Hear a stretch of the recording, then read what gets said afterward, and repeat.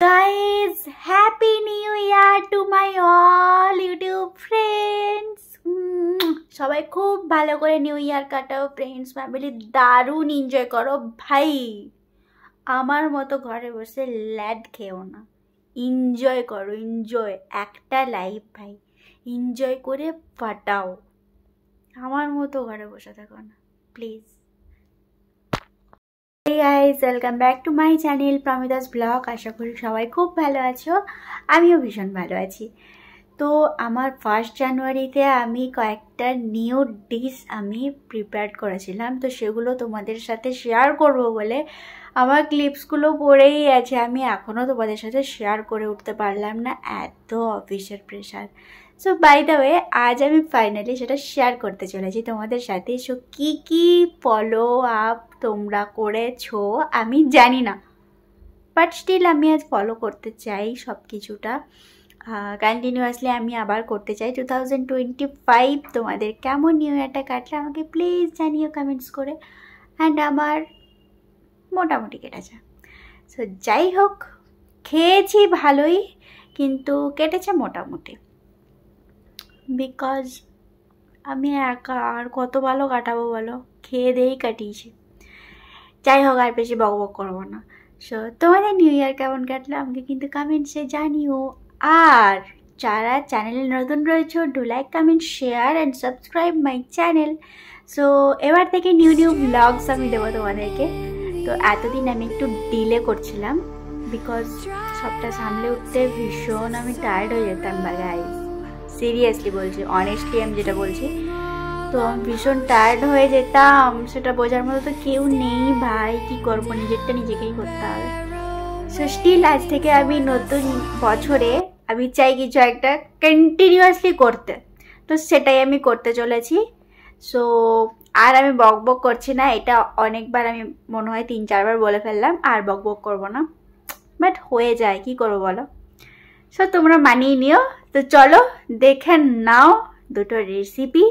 তো কেমন লাগলো আমাকে কিন্তু জানিও কমেন্টস করে। আর হ্যাঁ, একবার হলেও ট্রাই করো।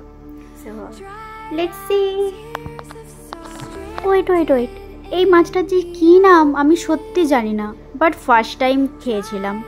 তো ওই দিকে যেটা দেখছো ওটা রয়েছে প্রন, যেটা কিনা বড়, বেঙ্গালিতে বলে মালাইকারির যে প্রনটা হয়। আর এই মাছটার নাম জানি না, তোমরা কেউ জেনে থাকলে আমাকে প্লিজ জানিও। দেন আমি এখানে কেটে নিয়েছিলাম রসুন, পেঁয়াজ, আদা। আর এদিকে পেঁয়াজটা আমি কেটে নিয়েছি ছোটো ছোটো কুচি করে, তোমরা এইভাবে কেটে নেবে।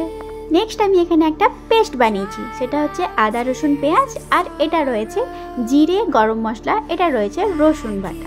ওকে, তো সবটা আমি একদম মশলাগুলো প্রিপেয়ার করে নিলাম।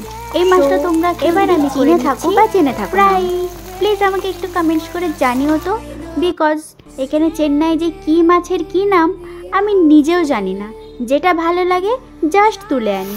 সো নেক্সট আমি এখানে অল্প তেলে গরম মশলা, কালো জিরে অ্যান্ড শুকনো লঙ্কা একটু ফ্রাই করে পেঁয়াজগুলো দিয়ে দিয়েছিলাম, যাতে পেঁয়াজগুলো ভালো করে ফ্রাই হয়ে যায়। পেঁয়াজের যে একটা কাঁচা গন্ধ থাকে সেটা যাতে না বের হয়, বিকজ পেঁয়াজের যে কাঁচা গন্ধটা ওটা একমাত্র মুড়ির সাথে ভালো লাগে, আমার ভালো লাগে না ভাতের সাথে।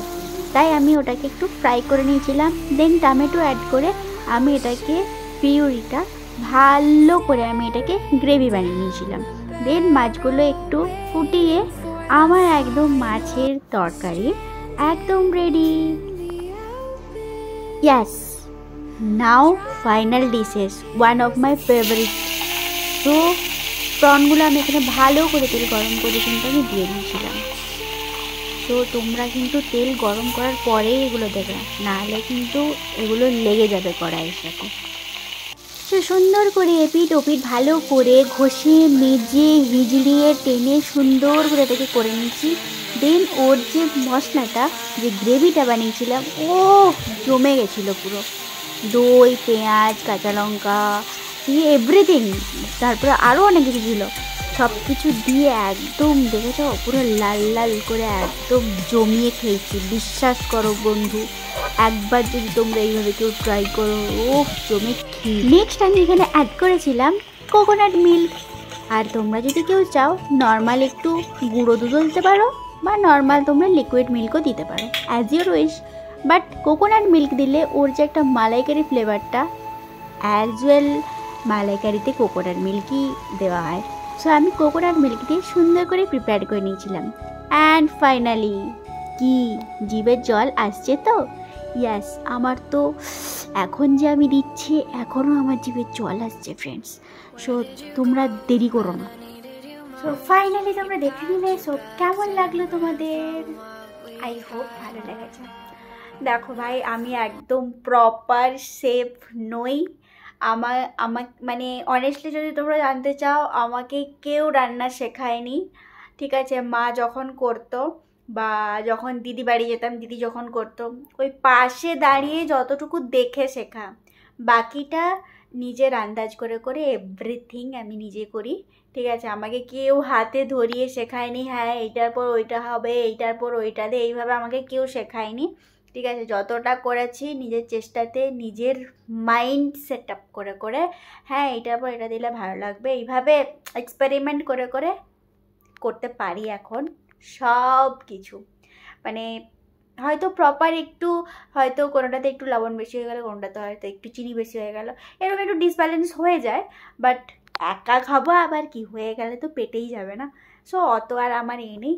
তো হ্যাঁ, বাট 1 জানুয়ারি দিন যে দুটো দেখলে আমি করেছিলাম, দারুণ হয়েছিল, বিলিভ মি, অসাম লেগেছিলো আমার, যেটা আমি নিজে করেছি বলে একদমই না। তোমরাও ট্রাই করে দেখতে পারো, অবশ্যই তোমাদের ভালো লাগবে। প্লিজ একবার হলেও ট্রাই করো, it's my very humble request for you. So কেমন লাগলো জানিও আমাকে, অ্যান্ড একবার হলেও ট্রাই করো তোমরা।